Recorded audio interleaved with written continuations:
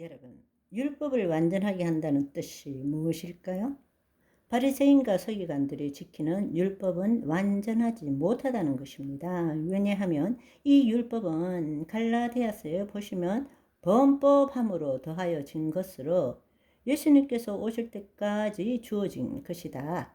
그렇기 때문에 완전치 못하다는 뜻입니다. 그러나 우리가 다시금 생각해야 되는 것은 율법은 우리하고 관계되어 있는 거잖아요. 그쵸?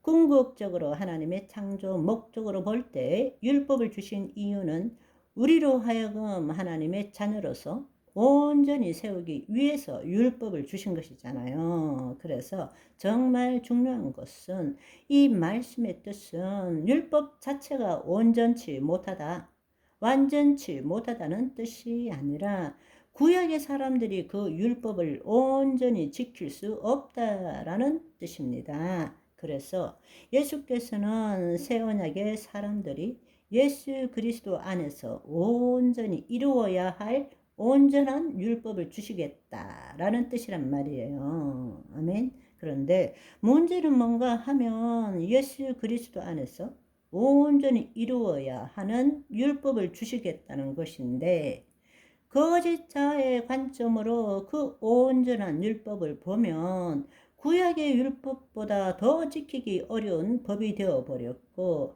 우리의 조금 남아있는 자유마저도 완전히 걷어가 버리는 무서운 법이 되어버렸다는 것입니다. 예수님께서 우리에게 주신 율법, 그리스도의 율법, 온전케 하는 율법은 거짓자로 지키는 것이 아니라 로마서 5장 1절의 말씀처럼 우리가 예수 그리스도를 믿음으로 하나님의 의가 되었기 때문에 하나님의 의가 된 자들이 이루어 가야 할 율법이라는 것입니다. 그것을 보는 관점은 예수 그리스도 안에서 하나님의 의가 된 관점에서 봐야 되는데, 여전히 거짓자의 관점으로 보면 그것은 구약의 율법보다 한술 더 떠서 더 지키기가 힘든 법처럼 보이게 된다는 뜻입니다. 하나님의 자녀들에게 하나님의 영이 다시 임한 후를 바라보시면서 예수님께서 말씀하신 것이 바로 완전케 하는 율법이라는 것입니다. 그래서 예수님께서 말씀하실 때는 너희가 뭐 하였다는 것을 너희가 들었으나 나는 너희에게 이르노니 라고 말씀하시는 것입니다. 과거의 율법은 이에는 이, 눈에는 눈 이렇게 들었지만 내가 너희에게 이르는 것은 악에게 대적하지 말라, 이런 식으로 말씀하셨다라는 것입니다. 동해 보복법으로 이에는 이, 눈에는 눈 이렇게 하면 좋은데, 더 힘든 것은 악을 대적하지 말라.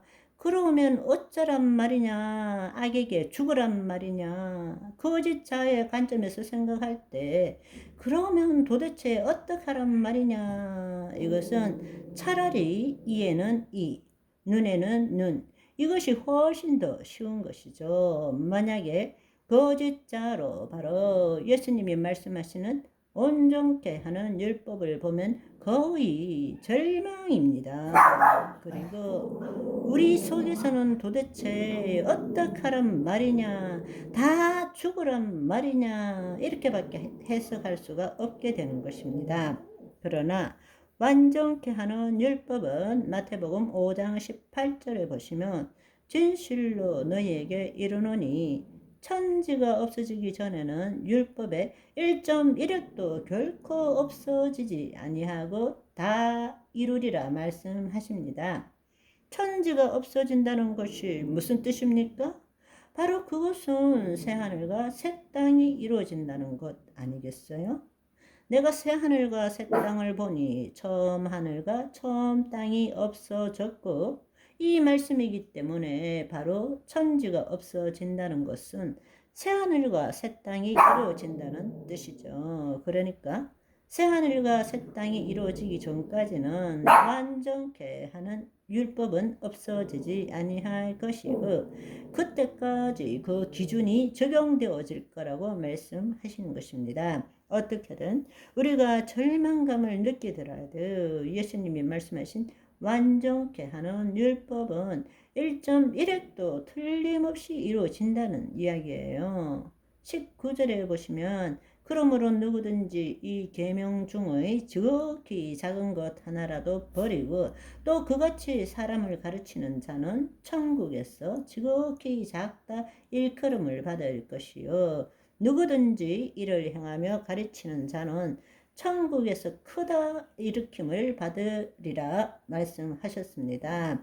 우리를 완전케 하는 율법, 바로 그리스도의 율법을 하나라도 버리거나 버려도 괜찮다고 말하는 자의 하늘에서의 상급은 지극히 적을 수밖에 없고, 이 율법, 우리를 온전케 하는 율법을 온전히 행하고 가르치는 자라야만이 하나님 나라에서 큰 상급을 받게 된다는 것입니다. 아멘.